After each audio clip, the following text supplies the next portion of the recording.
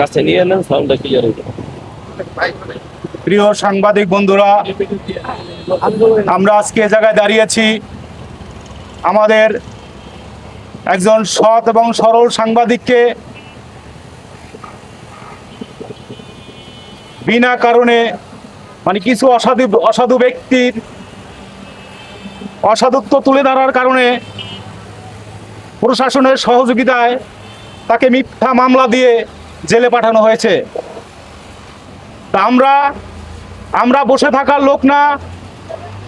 আমরা সাংবাদিক সমাজ, আমরা সারা বাংলাদেশ একাত্মতা প্রকাশ করে আজকে আমাদের যে সহকর্মী, আমাদের যে শফিক ভাই, তাকে 24 ঘন্টার মধ্যে নিঃশর্ত মুক্তি দিতে হবে। আমরা যখনই সত্যের পক্ষে কিছু লেখা শুরু করি, তখনই কিছু অসাধু ব্যক্তি, কিছু দুর্নীতিবাজ আমাদের কলমকে থামিয়ে দেওয়ার চেষ্টা করে।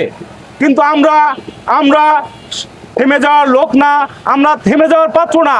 আমরা সাংবাদিক সমাজ আপনাদের দুর্নীতি রুখে দাঁড়াই এবং সত্যকে উদ্ঘাটন করি। এটাই হচ্ছে আমাদের মূল ভিত্তি এবং স্তম্ভ।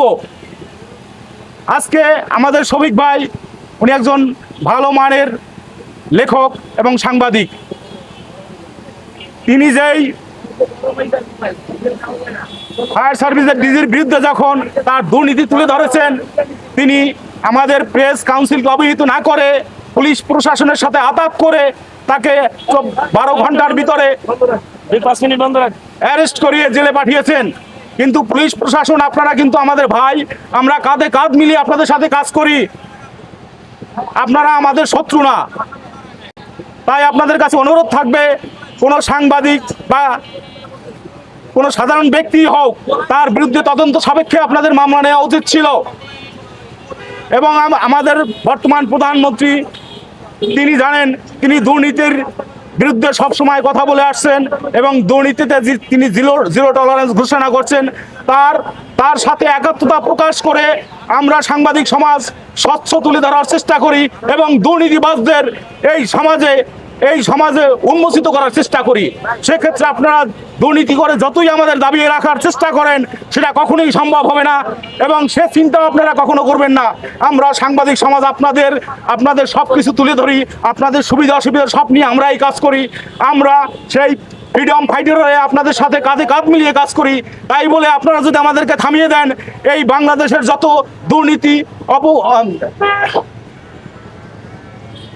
অপকর্ম যা আছে সব চাপা পড়ে যাবে। কাজেই আপনাদের সাথে আমাদের কোনো দ্বিধাদ্বন্দ্ব নাই। আপনারা প্রশাসন, আমরা সাংবাদিক, আমরা ভাই, আমরা সবসময় আপনাদের পাশে থাকতে চাই এবং আপনাদের সাথে আমরা কাজ করব। আশা করি আমার সহকর্মী শফিক ভাইকে 24 ঘন্টার মধ্যে নিঃশর্ত মুক্তি দেবেন এবং যদি তিনি অপরাধ করে থাকেন, সেটা আদালত তাকে শাস্তি দেবে। আমি আর কিছু বলবো না। সবাই ভালো থাকবেন। আসসালামু আলাইকুম।